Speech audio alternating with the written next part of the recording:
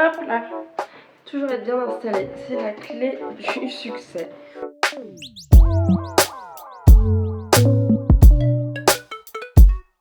Bonjour, bonjour, je vous retrouve ici, du coup, première vidéo sur YouTube.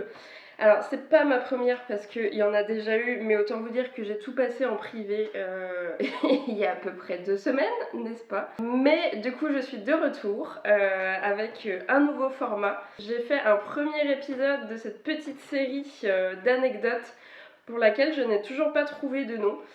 Sur Instagram, du coup, où je vous racontais un peu ma pire expérience client en tant que photographe.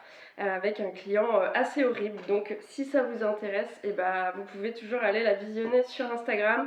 Et à partir de maintenant, du coup, je ferai ce format-là sur YouTube.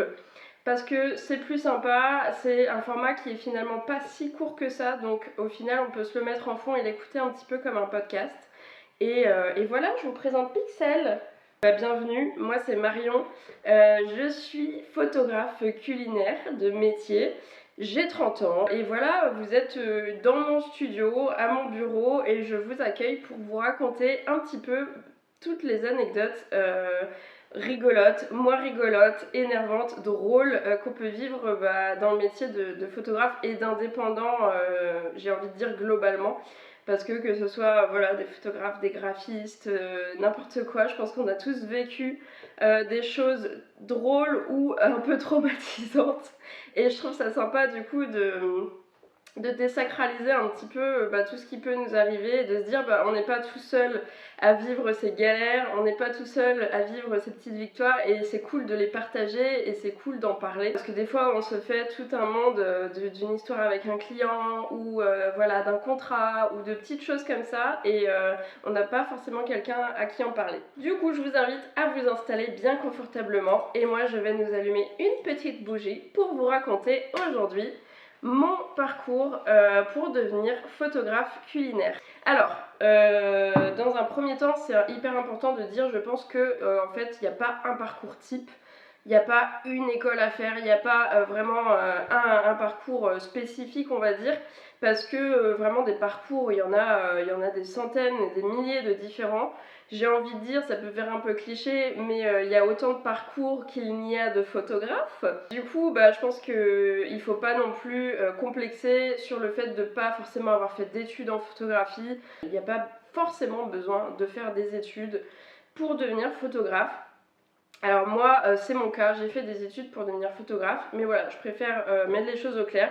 Il y a plein de super photographes qui sont extrêmement doués, et pour autant, ils n'ont jamais fait de formation ou d'école, et ils sont totalement autodidactes. Voilà.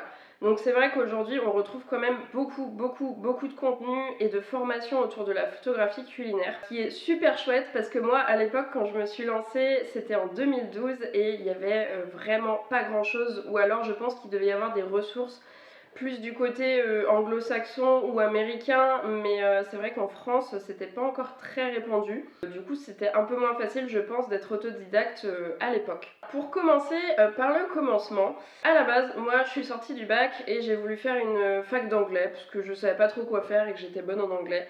Donc je me suis dit, let's go, on va en fac d'anglais.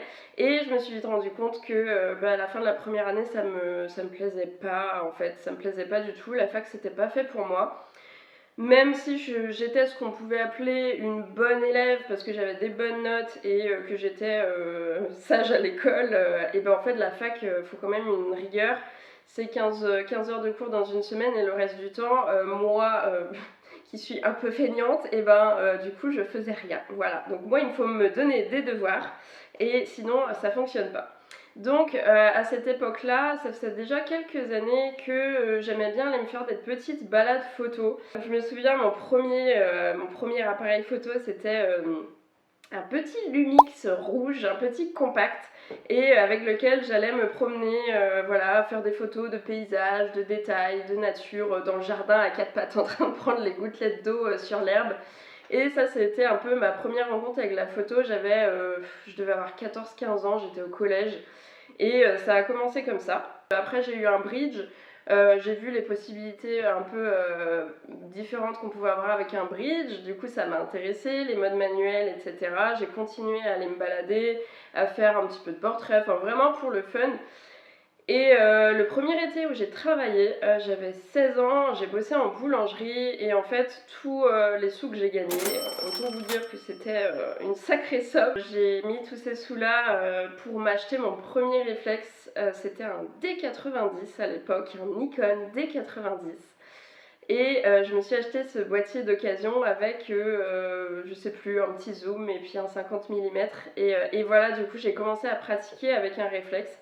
Et puis en fait, un jour je me suis dit, je finissais la fac, j'ai pas eu mes partiels, vraiment de pas grand chose, mais en fait ça me faisait même pas kiffer, donc je me suis dit pourquoi est-ce que je me professionnaliserais pas en fait dans la photo, pourquoi est-ce que j'apprendrais pas toute la technique, tout ce qu'il y a à savoir pour devenir photographe, mais sans pression, vraiment, c'était, je sais pas, ça m'est venu en tête, je me suis dit, en fait, je kiffe faire des photos, donc du coup, pourquoi est-ce que j'essaierais pas d'en faire mon métier, et comme ça, j'aurais un métier qui me fait kiffer, et qui m'amuse, et qui est pas chiant et rébarbatif, parce qu'en fait, à la fac, je me disais constamment, qu'est-ce que je vais faire après? Je vais être soit prof d'anglais, et je serai du coup derrière mon bureau à donner des cours à 30 élèves, enfin, c'est même pas envisageable.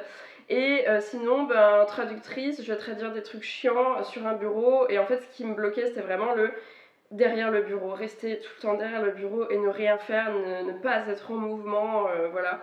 Et donc, du coup, voilà, je me suis dit, pourquoi pas aller vers la photo. Donc, j'ai commencé à faire des petites recherches. Et puis, je suis tombée sur une école, en fait, qui n'est pas vraiment une école à proprement parler, c'est un CFA. Alors ça s'appelle la faculté des métiers, donc ça enjolive un petit peu le truc, mais en fait c'est un CFA tout simplement. Et c'est une formation qui était près de Rennes et qui était en alternance, donc en apprentissage. C'est-à-dire qu'il y avait une semaine de cours à peu près dans le mois et le reste en entreprise. Je me dis, ah ça a l'air chouette, je regarde le programme et je me dis, bon, maintenant il va falloir en parler à mes parents. Alors je sais pas pourquoi je me suis mis une pression, une pression totale en me disant mais ils voudront jamais, je sais pas, ils vont trouver ça nul, voilà.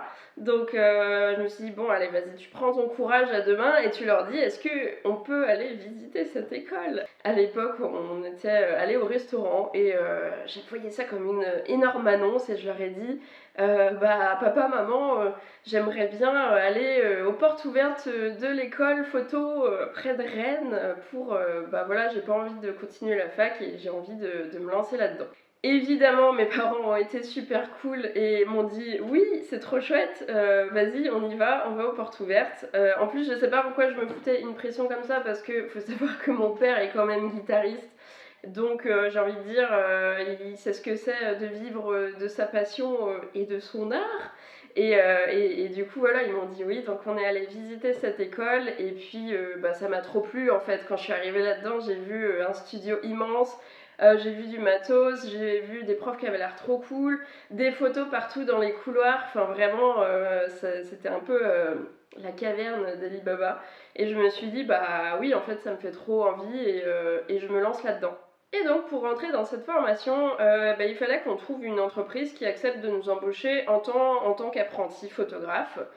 Ce qui n'a pas été chose aisée, je vous le dis tout de suite. Pour vous dire, j'ai dû appeler entre 60 et 80 entreprises, aussi bien des photographes indépendants que des magasins, que des gros studios. Et voilà, je me suis pris beaucoup de refus. Je pense que le monde du métier de la photographie a un petit peu changé, a pas mal évolué. Et à l'époque, c'était vraiment un milieu assez masculin parce que tous les photographes que j'ai appelés indépendants c'était des hommes. Et un petit peu à l'ancienne, on va dire, pour pas dire autrement. Et du coup, quand j'appelais généralement des photographes, donc moi toute timide, bonjour, je recherche un stage pour être apprenti photographe. Et à la fin, on me répondait toujours, enfin très souvent, d'ailleurs c'était toujours des hommes. Bah écoutez, non, j'ai pas envie de. Enfin, je prends pas de photographe apprenti parce que y a déjà pas assez de boulot en fait pour tous les photographes, donc je vais pas encore en plus former quelqu'un, l'air de dire vous allez me piquer mon travail, mais enfin c'est complètement improbable. Donc du coup, c'était beaucoup dans cette mentalité-là de il y a déjà pas assez de travail pour tout le monde, donc j'ai pas envie de former quelqu'un qui vienne encore en plus engorger le marché. Voilà. Donc ça m'a un petit peu refroidi, je me suis dit merde, je vais jamais trouver d'apprentissage et je vais jamais pouvoir rentrer dans cette formation. Septembre est arrivé, j'ai pris un poste au McDo parce qu'en fait je ne trouvais pas de maître de stage et je me suis dit ben tant pis, je vais continuer un petit peu à chercher et l'école m'avait dit voilà, si vous trouvez dans un mois, ben voilà, vous rentrerez un petit peu plus tard que tout le monde mais on vous prendra quand même.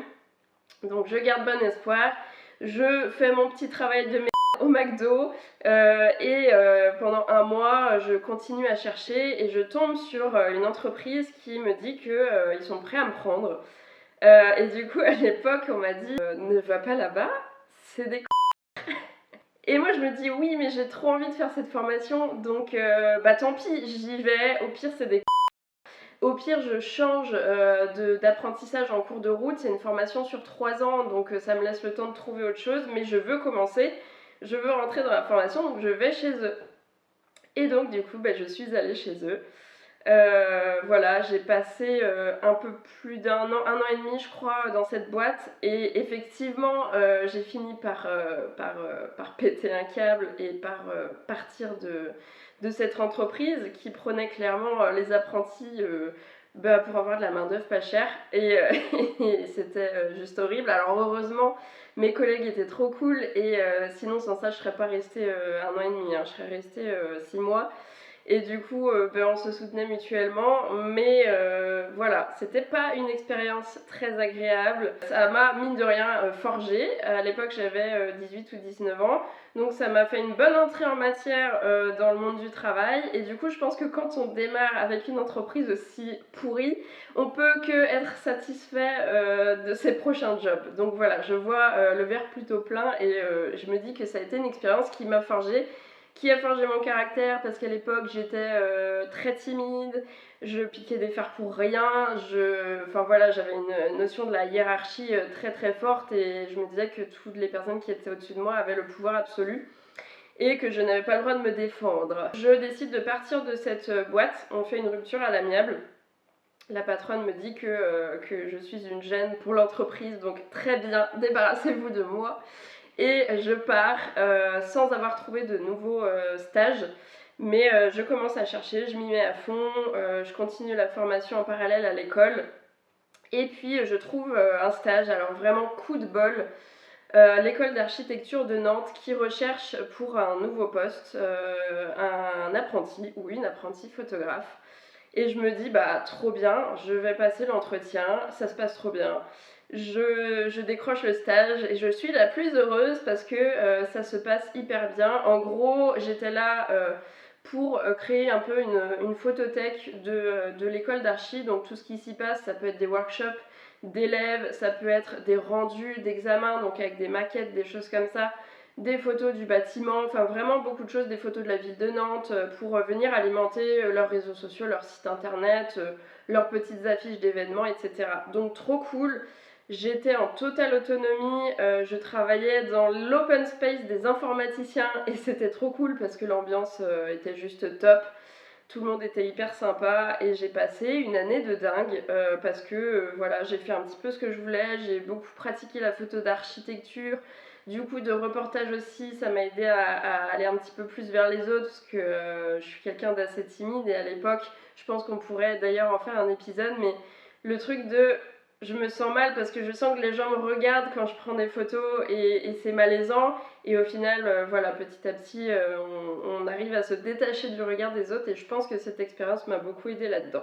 Donc je termine ma formation, j'obtiens mon diplôme du coup et voilà pour la partie études. Donc il faut savoir que ces études-là du coup, et ben oui on passe quasiment tout notre temps en entreprise et une semaine de cours. Et pendant les cours qu'est-ce qu'on aborde? Et ben il y avait plein de cours différents, il y avait de l'histoire de la photographie.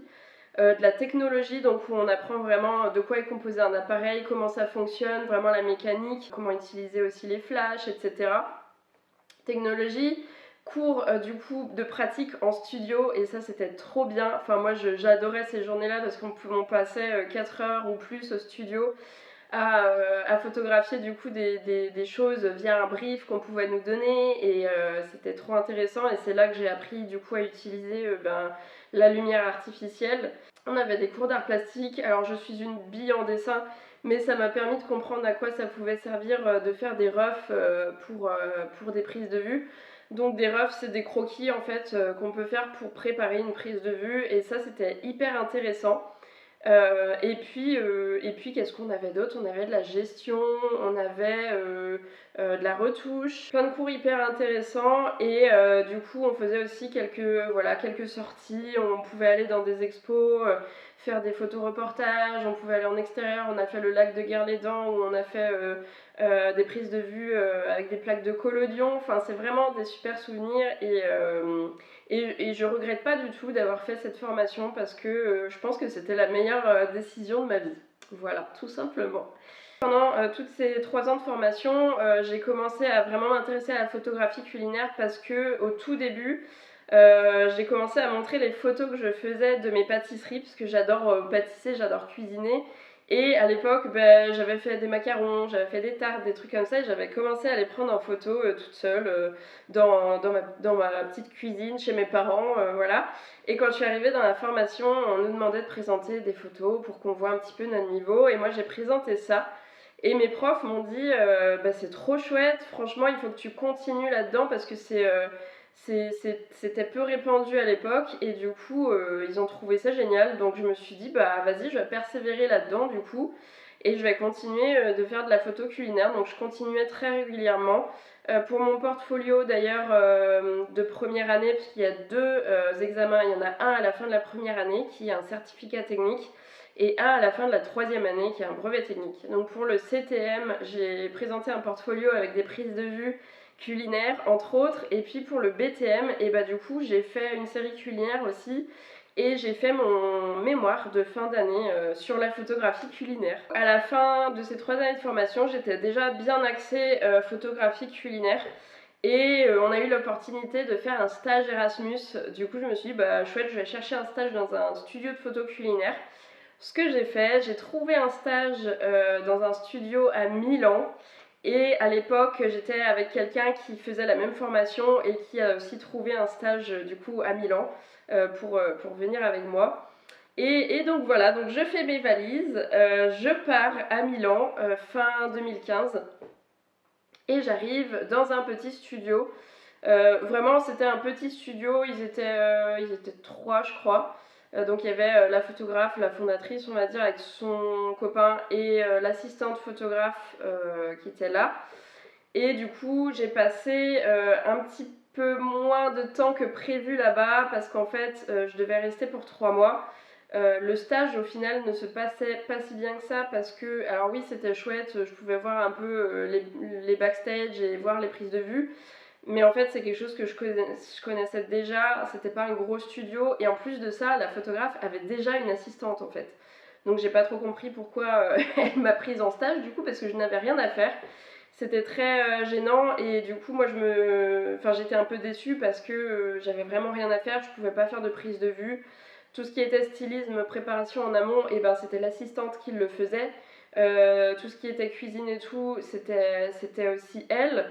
Donc moi j'étais là, je regardais un peu ce qui se passait, mais je me sentais complètement inutile. Au bout d'un moment c'est devenu un petit peu pesant. En plus de ça, à la base je devais rester 3 mois, je suis restée 1 mois seulement. Grosso modo, ma mère était à l'hôpital, elle était pas bien, donc j'avais qu'une envie, c'était de rentrer. Je me suis faite larguer du coup par mon ancien copain avec qui j'habitais tout simplement à Milan, donc je me suis retrouvée à cohabiter avec quelqu'un qui m'avait larguée, voilà, donc pas du tout agréable. Et cerise sur le gâteau, c'était l'époque où il y a eu les attentats de novembre 2015. Et du coup, comment vous dire que en fait ça a fait un peu un trop-plein tout ça, plus ça, plus ça. Donc je suis rentrée chez moi, on a écourté le stage du coup. Je suis rentrée un peu penaude chez moi Et voilà, j'ai pris le train et je suis rentrée et je suis retournée vivre chez mes parents. Je suis de retour chez mes parents fin 2015, toujours un petit peu compliqué quand on a vécu plusieurs années tout seul, mais j'étais contente d'être là, de retrouver tout le monde, et puis je me suis mise du coup à chercher du travail, des petits jobs, et puis ensuite j'ai pris un appartement à moi. Et j'ai travaillé pendant plusieurs mois dans la restauration, donc j'étais serveuse dans un restaurant italien pour rester dans le thème de Milan. Et voilà, j'ai fait ça pendant plusieurs mois et un jour, je suis tombée du coup sur une annonce d'emploi dans un magasin de photographie dans la ville où j'étais à Lorient. Et je me suis dit, magasin de photographie égale mauvaise expérience pour moi, est-ce que j'y vais ou pas? Donc j'ai pesé le pour et le contre, je suis allée passer l'entretien, ça s'est très bien passé, ça n'avait rien à voir avec mon expérience passée en magasin. Le patron était super cool, le feeling est bien passé et du coup j'ai travaillé un an en magasin de photographie, de matos, en tant que tireuse à la base pour faire des tirages photos. Je faisais aussi de la retouche des photos d'identité et puis un petit peu de vente de matos. Le but avec ce poste là aussi, c'est que je savais que c'était un remplacement, donc ça durait à peu près un an. Moi je me suis dit ça me laisse le temps de cotiser pour le chômage et d'avoir du chômage derrière pour pouvoir lancer ma boîte un peu plus sereinement, voilà, parce que j'avais pas d'épargne, j'avais rien du tout à part ce que je gagnais en tant que salariée, et donc je me suis dit avec le chômage ça va être bien parce que ça va me laisser à peu près un an pour lancer mon activité. Je quitte le poste en 2017 et puis je me lance été 2017. Je crée mon auto-entreprise et je lance MLG Photographe. Avant de lancer l'auto-entreprise, j'avais déjà fait un petit peu de démarchage, vraiment, j'étais allée voir les restaurateurs de ma ville. Je suis allée voir peut-être une dizaine, une quinzaine de personnes. J'ai essayé d'aller sur les moments où, voilà, juste avant les services pour pas trop les embêter, et je leur ai présenté mon portfolio papier à l'époque parce que j'avais pas encore de site internet, en leur proposant mes services, en leur laissant ma petite carte, et ça m'a permis de décrocher mes tout premiers contrats. Et ensuite tout s'est mis en place. J'ai eu ces premiers contrats, il y a eu pas mal de bouche à oreille. J'ai eu beaucoup de chance dans l'histoire parce que j'ai rarement fait du démarchage. Bon, forcément, au début, c'est un peu compliqué parce que il y a des mois où je faisais pas du tout de chiffre d'affaires. Ma première année, c'était vraiment, vraiment ridicule, mais c'est normal. À côté, heureusement, j'avais le chômage, l'ACRE, du coup, ça s'appelait comme ça à l'époque, je sais pas si ça existe encore, mais ça me permettait de toucher en complément de ce que je gagnais, en complément de mon chiffre d'affaires, de toucher du chômage pour lequel j'avais cotisé. Et du coup, je vivais avec moins d'un SMIC, enfin largement moins d'un SMIC par mois, donc c'était un peu compliqué, mais au fur et à mesure, le bouche à oreille s'est fait, le fait d'aller aux événements de coworking, etc. On se fait un peu de réseau. Ça a démarré comme ça, et puis au début, je faisais forcément pour gagner un petit peu d'argent quand même. Je pouvais pas axer que sur du culinaire parce que sinon, je pense que je n'aurais jamais pu vivre en fait les premières années. Donc je faisais un petit peu de particulier, du portrait, des séances photos en famille, bébé. Ça m'arrivait de faire un petit peu de mariage pour les gens que je connaissais plus ou moins ou des personnes qui venaient vers moi. Même si c'est pas le domaine dans lequel je suis plus à l'aise, mais j'essayais de le faire du mieux que je pouvais. Et puis mine de rien, ça faisait rentrer aussi du chiffre d'affaires. Et petit à petit, j'ai voulu me spécialiser. Après, je suis passée sur que du professionnel. Et maintenant depuis 2-3 ans, j'essaye d'axer vraiment que sur du culinaire. Et éventuellement sur un peu de produits, si ça m'arrive de faire du bijou, du cosmétique, mais essentiellement de la bouffe et de la boisson. Voilà donc un petit peu le parcours par lequel je suis passée pour devenir photographe culinaire. Je le répète, mais c'est hyper important de le dire, je pense, il n'y a pas besoin forcément de faire des études en photographie. Pourquoi moi je l'ai fait? Parce que à l'époque, c'était pas aussi démocratisé, on va dire. Maintenant sur Instagram, je vois énormément de photographes culinaires, que ce soit vraiment photographe ou créatrice de contenu ou créateur de contenu, qui font de la photo culinaire, ou influenceurs même. Mais à l'époque, il n'y avait pas tout ça. C'était le début en plus pour moi d'Instagram. Il n'y avait pas toute cette communauté, il n'y avait pas autant de formations sur la photo culinaire. Enfin, vraiment, il fallait chercher les infos sur Internet et puis c'était compliqué. Et automatiquement, moi, la première chose qui m'est venue quand je me suis dit je veux devenir photographe, c'est il faut que je fasse une formation pour me former à la technique parce que je n'y connaissais rien. Naturellement, je suis allée vers une école, mais aujourd'hui, vous avez plein de formations qui sont très bien, que vous pouvez du coup acheter en ligne et suivre.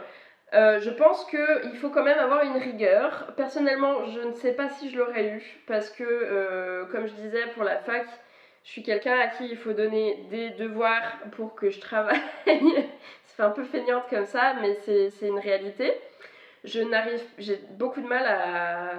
Enfin, j'avais beaucoup de mal à travailler en autonomie. Aujourd'hui, c'est différent parce que c'est mon gagne-pain aussi et parce que j'aime ce que je fais, tout simplement. Mais quand on est à l'école, soit on est un élève très indépendant, on arrive à se donner la rigueur pour travailler tout seul, soit il faut avoir des directives et avoir un peu la pression du prof derrière qui nous dit bah faut faire ça pour tel jour, sinon t'as zéro quoi. Voilà, c'est bête et méchant.